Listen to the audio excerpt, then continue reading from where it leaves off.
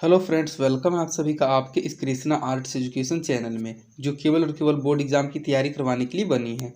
इसलिए इस चैनल को आपने अभी तक सब्सक्राइब नहीं किया तो इस चैनल को सब्सक्राइब कर दें और साइड की बेल नोटिफिकेशन को भी जरूर प्रेस कर दें, ताकि हमारी वीडियो का लेटेस्ट नोटिफिकेशन आप तक सबसे पहले पहुंच सके। और अगर आपको इस चैनल से रिलेटेड पीडीएफ मटेरियल चाहिए तो आप टेलीग्राम चैनल को ज्वाइन कर लें, और अगर आपको डेली क्विज और प्रैक्टिस करना है तो आप टेलीग्राम ग्रुप को ज्वाइन कर लें। दोनों का लिंक डिस्क्रिप्शन में भी दिया हुआ है और दोनों को आप टेलीग्राम एप्लीकेशन में सर्च करके भी ज्वाइन हो सकते हैं। तो चलिए इस क्लास में आगे की ओर बढ़ते हैं। तो आज हम आपको क्लास 10th का सामाजिक विज्ञान का crash course 800 plus important objective questions with question bank का पार्ट 15 करवाने वाले हैं। अगर आपने इसका पार्ट 14 तक के वीडियो को नहीं देखा है तो आप डिस्क्रिप्शन में दिए गए link social science crash course के प्लेलिस्ट में जाकर इसके पार्ट 14 तक के वीडियो को भी जरूर देख लें, क्योंकि अगर आप इसके सिर्फ 20 क्लास को अटेंड कर लेते हैं तो आप 101% सोशल साइंस के एग्जाम में बहुत अच्छा स्कोर कर पाइएगा, सोशल साइंस के एग्जाम में बहुत अच्छा अंक लाइएगा। तो चलिए इसमें देर ना करते हुए पार्ट 15 में आगे की ओर बढ़ते हैं। तो इसमें हमारा पहला क्वेश्चन है कि भारत में वित्तीय वर्ष होता है। तो अगर आपको इन क्वेश्चंस का आंसर पहले से पता है तो कमेंट सेक्शन में इनका आंसर टाइप करते हुए चलिए, और अगर आपके लिए यह क्वेश्चन नया है तो इन क्वेश्चन को सिर्फ समझते हुए और याद करते हुए चलिएगा, और सिर्फ इस वीडियो में लास्ट तक बने रहिएगा। तो हमारा क्वेश्चन ये है कि जो भारत में वित्तीय वर्ष होता है कब से कब तक होता है? 1 जनवरी से 31 दिसंबर तक, 1 जुलाई से 30 जून तक, 1 अप्रैल से 31 मार्च तक, या फिर इनमें से कोई नहीं। तो यह क्वेश्चन मोस्ट इंपॉर्टेंट क्वेश्चन है जो आपको हमेशा याद रहना चाहिए। एक तरह से जनरल नॉलेज का भी क्वेश्चन है और यह पूछा भी बहुत बार बोर्ड एग्जाम में जाता है। तो जो भारत में वित्तीय वर्ष होता है वह 1 अप्रैल से 31 मार्च तक होता है। मतलब कि हम लोगों का जो नया मंथ शुरू होता है वह 1 अप्रैल से शुरू होता है और 31 मार्च तक जो हमारा ईयर होता है वह समाप्त होता है। तो भारत का जो वित्तीय वर्ष होता है यही होता है 1 अप्रैल से 31 मार्च तक। तो इसका सही आंसर ऑप्शन नंबर सी हो जाएगा। भारत में वित्तीय वर्ष होता है 1 अप्रैल से 31 मार्च तक। बृहद क्षेत्र में जल की उपस्थिति के कारण पृथ्वी को कहते हैं। मतलब कि जो हमारा पृथ्वी है उस पर अधिक क्षेत्र में जल है, तो उस अधिक क्षेत्र में जल की उपस्थिति के कारण पृथ्वी को क्या कहते हैं? उजला ग्रह, नीला ग्रह, लाल ग्रह या फिर हरा ग्रह? तो इस क्वेश्चन का आंसर तो आप जरूर जानते होंगे कि बृहद जल की उपस्थिति के कारण ही पृथ्वी को तो नीला ग्रह कहते हैं, क्योंकि जो ऊपर से पृथ्वी को देखा जाता है तो इसमें 97% तो पानी ही रहता है और पानी ब्लू कलर का होता है, इसीलिए जो हमारा ग्रह है पृथ्वी वह नीला ग्रह इसको कहा जाता है। तो इसका सही आंसर ऑप्शन नंबर बी हो जाएगा, नीला ग्रह। सूचना का अधिकार अधिनियम कानून कब लागू हुआ था? सबसे पहले आपको यह क्वेश्चन याद रहना चाहिए कि सूचना का अधिकार अधिनियम कहाँ लागू हुआ था। तो सूचना का अधिकार अधिनियम राजस्थान में लागू हुआ था। और कब लागू हुआ था? तो 2005, 6 या फिर 7 में। तो सूचना का अधिकार अधिनियम 2005 ईस्वी में लागू हुआ था। तो इसका सही आंसर ऑप्शन नंबर बी हो जाएगा। सूचना का अधिकार अधिनियम 2005 ईस्वी में राजस्थान में लागू हुआ था। वर्तमान में नेपाल की शासन प्रणाली क्या है? मतलब जो वर्तमान में नेपाल की शासन प्रणाली है वह क्या है? वर्तमान में भारत की शासन प्रणाली क्या है वो आप जानते होंगे। भारत में लोकतंत्र की शासन प्रणाली है, तो उसी प्रकार नेपाल की शासन प्रणाली को पूछा जा रहा है तो उसमें क्या है? लोकतंत्र है, राजतंत्र है, सैनिक तंत्र है, फिर इनमें से कोई नहीं। तो पहले तो नेपाल में राजतंत्र चलता था, लेकिन यहाँ वर्तमान में पूछा जा रहा है तो वर्तमान में नेपाल में भी शासन प्रणाली जो है लोकतंत्र ही है, जो कि हमारे भारत में। तो इसका सही आंसर ऑप्शन नंबर ए हो जाएगा। वर्तमान में नेपाल की शासन प्रणाली लोकतंत्र है। राजनीतिक दलों की मान्यता और उसका चिन्ह किसके द्वारा प्रदान किया जाता है? जो राजनीतिक दल होते हैं जैसे कि बीजेपी, जैसे कि राष्ट्रीय कांग्रेस, तो उनका चिन्ह जो होता है जैसे कि उनका बीजेपी का होता है कमल, राष्ट्रीय उसका होता है कांग्रेस का हाथ का पंजा। तो उनके दलों की मान्यता और उसका चिन्ह किसके द्वारा प्रदान किया जाता है? राष्ट्रपति के द्वारा, प्रधानमंत्री के द्वारा, निर्वाचन आयोग के द्वारा, या फिर इनमें से किसी के द्वारा नहीं।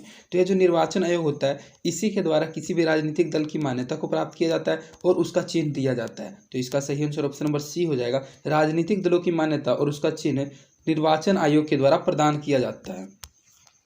संविधान, जो भारतीय संविधान का अनुच्छेद 19 है उसमें देश के सभी नागरिकों को कौन सा मूल अधिकार दिया गया है? स्वतंत्रता का अधिकार दिया गया है, समानता का अधिकार, संवैधानिक उपचार का अधिकार, या फिर इनमें से कोई नहीं। तो भारतीय संविधान के अनुच्छेद 19 में देश के सभी नागरिकों को एक मूल अधिकार दिया गया है और वह अधिकार है स्वतंत्रता का अधिकार, कि देश में जितने भी व्यक्ति हैं सभी अपने काम के लिए, अपने इच्छा के लिए सभी स्वतंत्र हैं। तो इसका सही आंसर ऑप्शन नंबर ए हो जाएगा। भारतीय संविधान के अनुच्छेद 19 में सभी नागरिकों को जो एक मूल अधिकार दिया हुआ है स्वतंत्रता का अधिकार दिया गया है। टीपू सुल्तान शासक थे, यह भी मोस्ट इंपॉर्टेंट क्वेश्चन है, क्वेश्चन बैंक में रिपीटेड क्वेश्चन है कि जो टीपू सुल्तान थे वे कहाँ के शासक थे? मैसूर के, शिमला के, कश्मीर के, या फिर इनमें से कोई नहीं के, मतलब कहीं भी जगह के नहीं। तो जो टीपू सुल्तान थे वे मैसूर के शासक थे। तो इसका सही आंसर ऑप्शन नंबर ए हो जाएगा। टीपू सुल्तान कहाँ के शासक थे? तो टीपू सुल्तान मैसूर के शासक थे। जलियांवाला बाग हत्याकांड कब हुआ था? 13 अप्रैल 1919, 14 अप्रैल 1919, 15 अप्रैल 1919 या फिर 16 अप्रैल 1919। तो जलियांवाला बाग हत्याकांड, इतना तो सभी बच्चों को याद रह जाता है कि अप्रैल 1919 ईस्वी में था, लेकिन वे कंफ्यूज हो जाते हैं डेट में। तो हम आपको अच्छे से बता देते हैं, इसका तारीख हमेशा याद रखिएगा कि जलियांवाला बाग हत्याकांड 13 अप्रैल 1919 ईस्वी को हुआ था। और कहाँ हुआ था? तो पंजाब के अमृतसर जगह में हुआ था। तो इसका सही आंसर ऑप्शन नंबर ए हो जाएगा। इसी क्वेश्चन से आपको 3 क्वेश्चन याद रखना है कि जलियांवाला बाग हत्याकांड किस जगह पर हुआ था? तो अमृतसर में हुआ था। अमृतसर किस राज्य में है? तो पंजाब में है। और कब हुआ था? तो 13 अप्रैल 1919 ईस्वी को हुआ था। तो इसका सही आंसर ऑप्शन नंबर ए हो जाएगा। जलियांवाला बाग हत्याकांड 13 अप्रैल 1919 ईस्वी को हुआ था। निम्नलिखित नदियों में से किस नदी को बिहार का शोक कहा जाता है? यह भी क्वेश्चन मोस्ट इंपोर्टेंट क्वेश्चन है कि इनमें से ऐसा कौन सा नदी है जिस नदी को बिहार का शोक नदी कहा जाता है, मतलब उस नदी से बिहार में कई जान माल की हानि होती है। तो वह नदी कौन सी है? गंगा, गंडक, कोसी या फिर पुनपुन। तो यह जो कोसी नदी है इसी को बिहार का शोक कहा जाता है, क्योंकि इसका उद्गम स्थल नेपाल से है और नेपाल से बिहार के पश्चिमी क्षेत्र में इससे बहुत अधिक बाढ़ आती है, जिससे फसल की, जीव जंतुओं की बहुत ज़्यादा हानि होती है, इसीलिए इसे बिहार का शोक भी कहा जाता है। तो इसका सही आंसर ऑप्शन नंबर सी हो जाएगा। कोसी नदी को बिहार का शोक कहा जाता है। सिखों के 10वें और अंतिम गुरु गोविंद सिंह का जन्म बिहार के किस नगर में हुआ था? तो सबसे पहले इस क्वेश्चन में एक डबल क्वेश्चन है कि समझना आपको यह है कि सिखों के 10वें गुरु कौन थे? तो सिखों के 10वें गुरु थे गुरु गोविंद सिंह, और वही उनके अंतिम गुरु भी थे। तो उनका जन्म बिहार राज्य में हुआ था। तो बिहार राज्य की किस जगह में हुआ था, किस नगर में हुआ था? मुंगेर में, खगड़िया में, पटना में, या फिर इनमें से कहीं भी नहीं। तो सिखों के 10वें गुरु और अंतिम गुरु श्री गोविंद सिंह का जन्म बिहार के पटना जिला में हुआ था, जो कि अभी पटना बिहार राज्य की राजधानी है। तो इसका सही आंसर ऑप्शन नंबर सी हो जाएगा। गुरु गोविंद सिंह का जन्म कहाँ हुआ था? क्वेश्चन डायरेक्ट यह भी पूछा जा सकता है कि सिखों के 10वें गुरु का जन्म कहाँ हुआ था? तो पटना में हुआ था। और गुरु गोविंद सिंह का जन्म कहाँ हुआ था? तो पटना में हुआ था। तो आपको सिर्फ याद यह रखना है कि गुरु गोविंद सिंह का जन्म बिहार के पटना जिले में हुआ था। तो इसका सही आंसर ऑप्शन नंबर सी हो जाएगा, पटना। अंकोर वाट के मंदिर का निर्माण किस शासक के द्वारा करवाया गया था? यह जो अंकोर वाट का मंदिर था, इसका निर्माण किस शासक के द्वारा करवाया गया? सूर्यवर्मन द्वितीय के द्वारा, नीरोदम सिंहानक के द्वारा, कुआम के द्वारा, या फिर इनमें से किसी के द्वारा नहीं। तो जो अंकोर वाट के मंदिर का निर्माण करवाया गया था वह सूर्यवर्मन द्वितीय ने करवाया था। तो इसका सही आंसर ऑप्शन नंबर ए हो जाएगा। अंकोर वाट के मंदिर का निर्माण सूर्यवर्मन द्वितीय शासक के द्वारा करवाया गया। पंचायती राज व्यवस्था सर्वप्रथम किस राज्य में लागू हुआ था? ये जो पंचायती राज व्यवस्था ये सबसे पहले किस राज्य में लागू हुआ था? राजस्थान में, बिहार में, उत्तराखंड में, या फिर मध्य प्रदेश में? तो पंचायती राज व्यवस्था सबसे पहले राजस्थान राज्य में शुरुआत हुआ था। तो इसका सही आंसर ऑप्शन नंबर ए हो जाएगा कि पंचायती राज व्यवस्था सर्वप्रथम राजस्थान राज्य में लागू हुआ था। योजना आयोग को भंग कर कौन सा आयोग बना? मतलब योजना आयोग को जो भंग किया गया तो उसको भंग करने के पश्चात कौन सा आयोग बना? नीति आयोग, वित्त आयोग, राजवित्त आयोग, या फिर इनमें से कोई नहीं। तो योजना आयोग को भंग करके जो आयोग बनाया गया वह नीति आयोग बना। तो इसका सही आंसर ऑप्शन नंबर ए हो जाएगा। योजना आयोग को भंग कर जो आयोग बना वह नीति आयोग बना। निम्न में से कौन सा बीमारू राज्य नहीं है? बिहार, मध्य प्रदेश, उड़ीसा, या फिर इनमें से सभी? तो बीमारू राज्य इसमें नहीं है। नहीं, क्वेश्चन ही हमने गलत पढ़ दिया। क्वेश्चन है कि निम्न में से कौन बीमारू राज्य है? तो आप देखिए, बी से बिहार है, एम से मध्य प्रदेश है, ए से आंध्र प्रदेश रहता है, और ऊ से उड़ीसा भी, और आर से दूसरा राज्य। तो इनमें से जो बीमारू राज्य वे सभी के सभी आ रहे हैं, मतलब कि इसका सही आंसर ऑप्शन नंबर डी हो जाएगा। बिहार, मध्य प्रदेश और उड़ीसा ये सभी के सभी बीमारू राज्य के अंतर्गत ही आते हैं। तो इसका सही आंसर ऑप्शन नंबर डी हो जाएगा, इनमें से सभी। भारतीय जनता पार्टी की स्थापना कब हुई थी? ये जो भारतीय जनता पार्टी अभी आप देख रहे हैं, बीजेपी, जिसकी सरकार अभी चल रही है नरेंद्र मोदी की, तो भारतीय जनता पार्टी की स्थापना कब हुई थी? 1979 में, 80 में, 81 में, या फिर इनमें से कहीं भी नहीं। तो जो भारतीय जनता पार्टी की स्थापना हुई थी वह 1980 ईस्वी में हुई थी। तो इसका सही आंसर ऑप्शन नंबर बी हो जाएगा। भारतीय राष्ट्रीय कांग्रेस की स्थापना कब हुई? तो 1980 ईस्वी में हुई थी। अंतर्राष्ट्रीय महिला दिवस किस तिथि को मनाया जाता है? यह भी क्वेश्चन मोस्ट इंपोर्टेंट क्वेश्चन, आपको याद रहना चाहिए कि जो अंतर्राष्ट्रीय महिला दिवस मनाया जाता है वह किस तिथि को मनाया जाता है? 7 मार्च, 8 मार्च, 9 मार्च, या फिर 10 मार्च? तो मार्च तो सभी बच्चों को याद रह जाता है, लेकिन डेट में कंफ्यूज होते हैं। तो जो अंतर्राष्ट्रीय महिला दिवस है वह 8 मार्च को मनाया जाता है। तो इसका सही आंसर ऑप्शन नंबर बी हो जाएगा। अंतर्राष्ट्रीय महिला दिवस किस तिथि को मनाया जाता है? तो 8 मार्च को मनाया जाता है। यूरेनियम का प्रमुख उत्पादक केंद्र कहाँ है? डिगबोई में, झरिया में, घाटशिला में, फिर जादूगोड़ा में? तो जो यूरेनियम का सबसे अधिक उत्पादन होता है वह जादूगोड़ा में होता है। तो इसका सही आंसर ऑप्शन नंबर डी हो जाएगा। यूरेनियम का प्रमुख उत्पादक केंद्र जादूगोड़ा है। सुनामी कहाँ आती है? यह जो सुनामी है कहाँ पर आती है? स्थल पर, समुद्र में, आसमान में, या फिर इनमें से कहीं भी नहीं। तो सुनामी हमेशा समुद्र में आती है। इसको आप अच्छे से याद रखिएगा। यह भी क्वेश्चन जरूर पूछा जाएगा बोर्ड एग्जाम में कि सुनामी कहाँ आती है? तो सुनामी समुद्र में आती है। लोकतंत्र की सफलता निर्भर करती है। यह जो लोकतंत्र की सफलता है किस पर निर्भर करती है? नागरिकों की उदासीनता पर, नागरिकों की गैर कानूनी कार्रवाई पर, नागरिकों की विवेकपूर्ण सहभागिता पर, या फिर इनमें से कोई भी नहीं। तो लोकतंत्र की सफलता सिर्फ और सिर्फ नागरिकों की विवेकपूर्ण सहभागिता पर ही निर्भर करती है। तो इसका सही आंसर ऑप्शन नंबर सी हो जाएगा, नागरिकों की विवेकपूर्ण सहभागिता पर। किसने कहा बिहार के विकास के बिना भारत का विकास संभव नहीं है? मतलब यह पंक्ति है कि बिहार के विकास के बिना भारत का विकास ही संभव नहीं है। तो इस पंक्ति को किसने कहा था? डॉक्टर एपीजे अब्दुल कलाम ने, नरेंद्र मोदी ने, डॉक्टर राजेंद्र प्रसाद ने, या फिर इनमें से किसी ने भी नहीं। तो जो डॉक्टर एपीजे अब्दुल कलाम थे, जो कि हमारे 11वें राष्ट्रपति थे और वे एक मिसाइल मैन भी थे। तो जो हमारे 11वें राष्ट्रपति थे डॉक्टर एपीजे अब्दुल कलाम, उन्होंने इस पंक्ति को कहा था कि बिहार के विकास के बिना भारत का विकास संभव नहीं है। तो इसका सही आंसर ऑप्शन नंबर ए हो जाएगा, डॉक्टर एपीजे अब्दुल कलाम ने।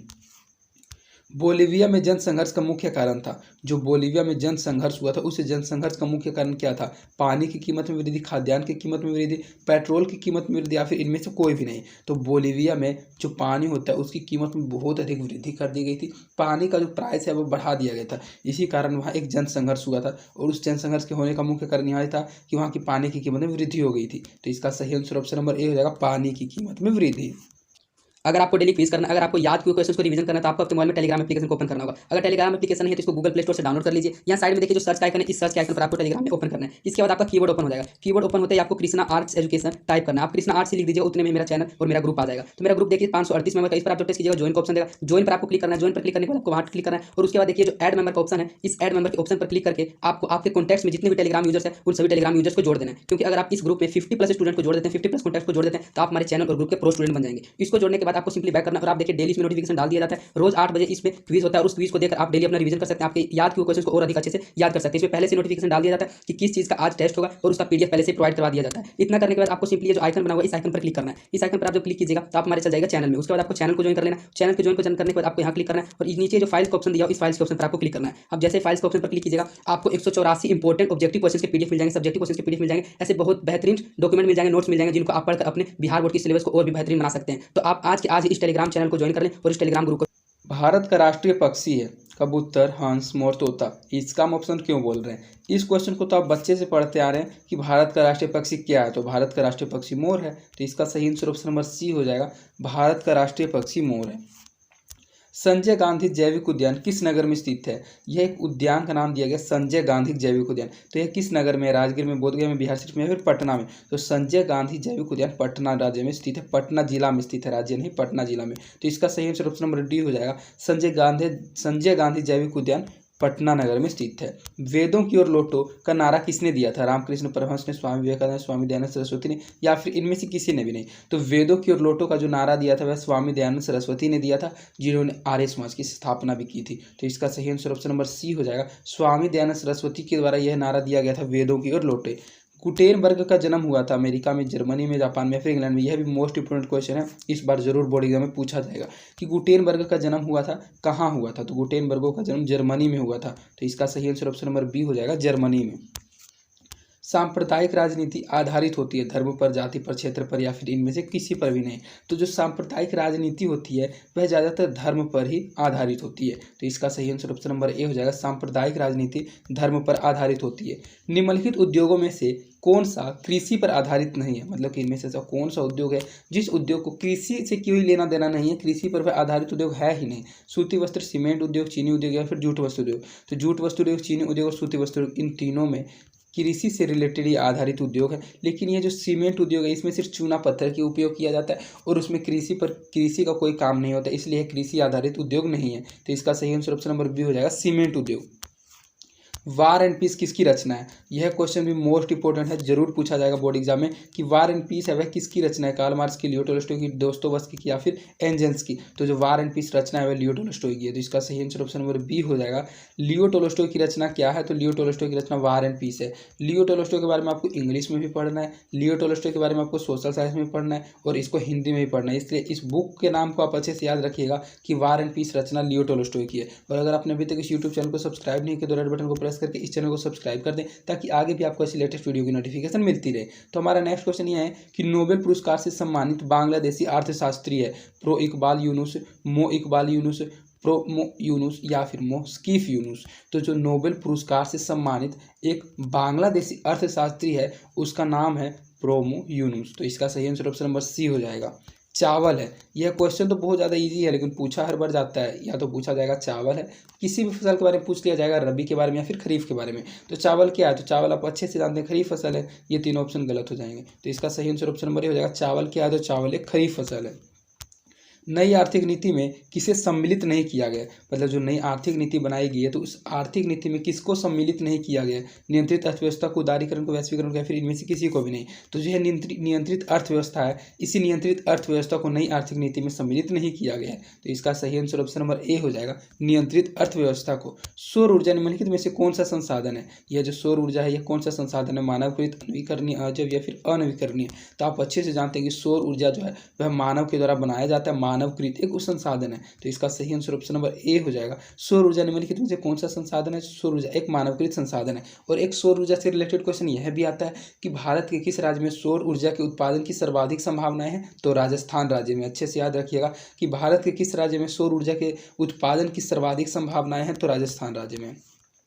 WTO की स्थापना किस वर्ष की गई थी? यह भी क्वेश्चन इंपॉर्टेंट है। WTO का फुल फॉर्म होता है वर्ल्ड ट्रेड ऑर्गेनाइजेशन, जिसको हिंदी में कहा जाता है विश्व व्यापार संगठन। तो इसका फुल फॉर्म भी आपको याद रखना पड़ेगा। क्या पता एग्जाम में फुल फॉर्म पूछ दे कि what is the full form of WTO। WTO का फुल फॉर्म क्या होता है? तो WTO का फुल फॉर्म होता है वर्ल्ड ट्रेड ऑर्गेनाइजेशन, विश्व व्यापार संगठन। तो इसकी जो स्थापना हुई थी किस वर्ष हुई थी? 1995 में, 94 में, 96 फिर इनमें से कोई भी डेट पर नहीं। तो जो WTO की स्थापना हुई थी वह 1995 ईस्वी में हुई थी। तो इसका सही आंसर ऑप्शन नंबर ए हो जाएगा। भारतीय विश्व व्यापार संगठन मतलब वर्ल्ड ट्रेड ऑर्गेनाइजेशन की स्थापना 1995 ईस्वी में हुई थी।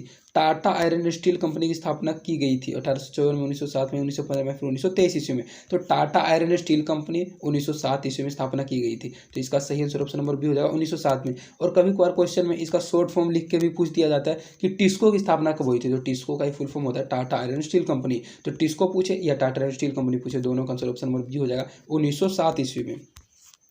किसने कहा संसाधन होते नहीं बनते हैं? यह भी कथन वाला क्वेश्चन मोस्ट इंपोर्टेंट है, जो बहुत बार बोर्ड एग्जाम में पूछा जा चुका है। क्वेश्चन बैंक में भी रिपीटेड क्वेश्चन है कि इस बात को किसने कहा था कि संसाधन होते नहीं बनते हैं? जिमरमैन ने, महात्मा गांधी ने, संदीप पांडे ने, फिर इनमें से किसने? तो जो जिमरमैन थे उन्होंने इस पंक्ति को कहा था कि संसाधन होते नहीं बनते हैं। तो इसका सही आंसर ऑप्शन नंबर ए हो जाएगा जिमरमैन। इनमें से कौन सा संसाधन वित्त का संसाधन है? इनमें से कौन सा संस्थागत वित्त का संसाधन है? सेठ, साहूकार, रिश्तेदार, व्यवसायिक बैंक, फिर इनमें से कोई नहीं। तो यह जो व्यवसायिक बैंक है यही एक संस्थागत वित्त का साधन है। तो इसका सही आंसर ऑप्शन नंबर सी हो जाएगा व्यवसायिक बैंक। राष्ट्रीय विकास परिषद का गठन कब हुआ था? 1950 में, 51 में, 52 या फिर इनमें से कोई नहीं।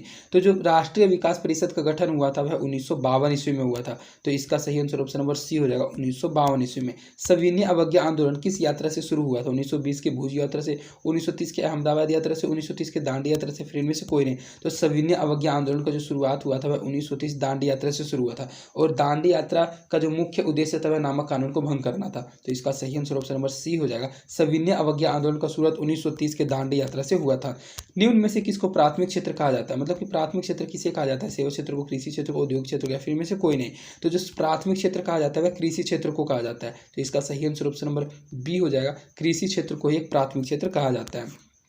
प्राथमिक ऊर्जा का उदाहरण कौन सा नहीं है? मतलब इनमें से कौन सा ऐसा ऊर्जा है जो कि एक प्राथमिक ऊर्जा का उदाहरण नहीं है? कोयला, विद्युत, पेट्रोलियम या फिर प्राकृतिक गैस। तो प्राथमिक ऊर्जा का उदाहरण वह नहीं है जो कि मानव के द्वारा निर्मित है, अर्थात विद्युत है। ये सभी के सभी प्रकृति के द्वारा निर्मित होते हैं, ये सभी के सभी प्राथमिक ऊर्जा का उदाहरण है। लेकिन यह जो विद्युत है यह प्राथमिक ऊर्जा का उदाहरण नहीं है। तो इसका सही आंसर ऑप्शन नंबर बी हो जाएगा विद्युत। तो इस प्रकार आपका इस वीडियो में 40 ऑब्जेक्टिव क्वेश्चंस कंप्लीट करा दिया गया जो एग्जाम के दृष्टिकोण से मोस्ट इंपोर्टेंट क्वेश्चंस थे। और अगर आपको इसका पीडीएफ चाहिए तो आप टेलीग्राम चैनल में ज्वाइन हो जाइए। टेलीग्राम चैनल में इसका पीडीएफ अपलोड कर दिया जाता है। और जो आपने वीडियो के बीच में देखा टेलीग्राम ग्रुप के बारे में, आप उसको भी जरूर ज्वाइन कर लें। और रोज 8 बजे टेलीग्राम ग्रुप पर क्विज दीजिए और अपने याद किए हुए क्वेश्चन को रिवीजन कीजिए। और जो क्वेश्चन आपको याद नहीं है उन क्वेश्चन को अच्छे से याद कीजिए टेलीग्राम ग्रुप और चैनल के माध्यम से। और यह हमारे क्रैश कोर्स का 15वां क्लास था। इसके बाद इसका 5 क्लास और लाया जाएगा। और अगर आप इसके सिर्फ 20 क्लास को अटेंड कर लेते हैं तो आप 101% सोशल साइंस की एग्जाम में बहुत अच्छा स्कोर कर पाइएगा। और अगर आपको हमारी वीडियोस पसंद आती है तो आप हमारी वीडियोस को अपने दोस्तों के बीच ज़्यादा से ज़्यादा शेयर करें